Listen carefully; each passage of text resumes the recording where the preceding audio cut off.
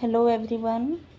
आज की video Ranchi university के सेमेस्टर 1 जिनका भी मेजर कोर्स हिस्ट्री है, यानी कि प्राचीन भारत के इतिहास वाला जिसका भी भाग है, तो उन विद्यार्थियों के लिए महत्वपूर्ण है।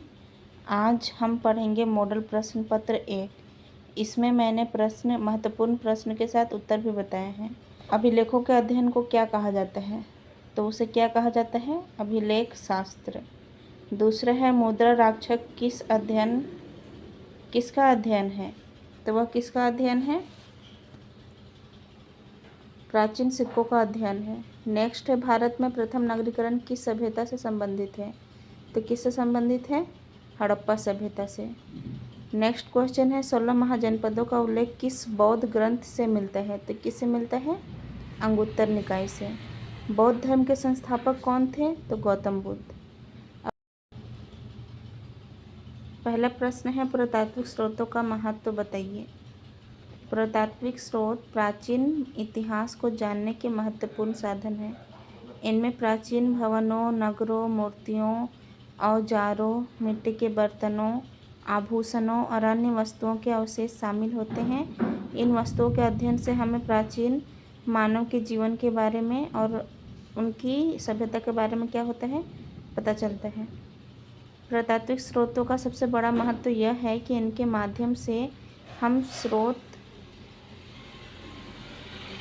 पुरातात्विक स्रोतों का सबसे बड़ा महत्व यह है कि इनके माध्यम से हमें उन सभ्यताओं की जानकारी भी मिलती है जिनके लिखित स्रोत उपलब्ध नहीं हैं। हड़प्पा सभ्यता के बारे में बहुत सी जानकारी हमें खुदाई से प्राप्त हुई है। इस प्रकार पुरातात्विक स्रोत प्राचीन समाज, अर्थशास्त्र, तकनीक और संस्कृति को समझने में बहुत उपयोगी है। नवपाषाण काल की प्रमुख विशेषताएं बताएं।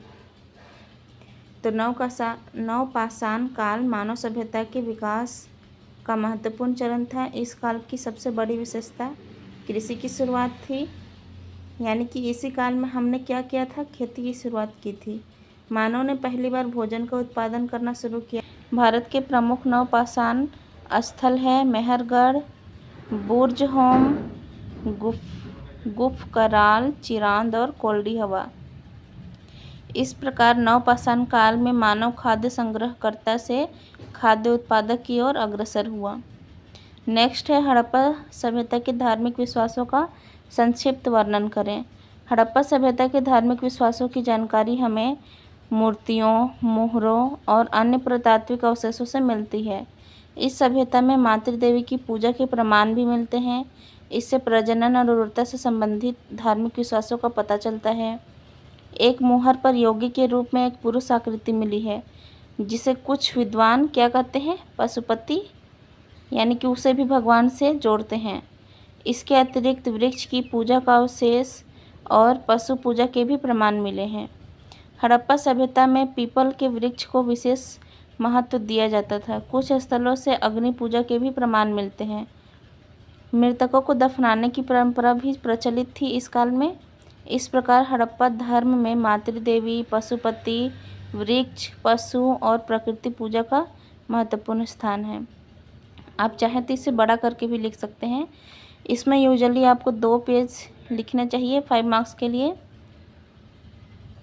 इससे ज़्यादा हो तो और भी अच्छी बात है। अगर आपके पास टाइम रहता है तो आप इसे ज़्यादा भी लिख सकते हैं।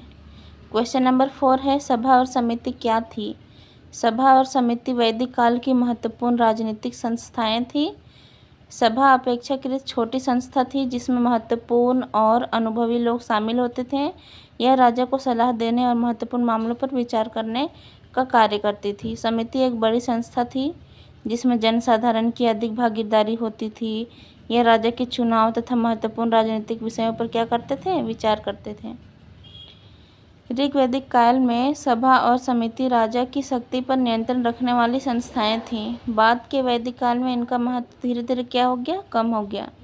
इस प्रकार सभा और समिति वैदिक काल की प्रारंभिक राजनीतिक संस्थाओं का महत्वपूर्ण उदाहरण थी। द्वितीय नगरीकरण से आप क्या समझते हैं? 6ठी शताब्दी ईसा पूर्व के आसपास गंगा घाटी और उत्तरी भारत में नगरों का तेजी से विकास हुआ। इस प्रक्रिया को क्या कहा जाता है? द्वितीय नगरीकरण कहा जाता है।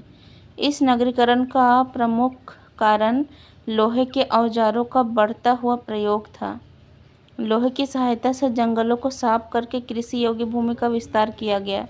कृषि के विकास से उत्पादन बढ़ा और व्यापार तथा शिल्प का विकास हुआ। व्यापारियों और शिल्पकारों के लिए नए वर्गों का विकास हुआ तथा नगरों का विस्तार भी हुआ। इस काल में राजगृह, पाटलिपुत्र, वैशाली, वाराणसी और कौशाम्बी जैसे नगर महत्वपूर्ण बन गए। इस प्रकार कृषि, लोहे का प्रयोग, व्यापार और शिल्प के विकास ने द्वितीय नगरीकरण को बढ़ावा दिया। अब हम अगले वीडियो में 15 मार्क्स के क्वेश्चन आंसर्स को देखेंगे।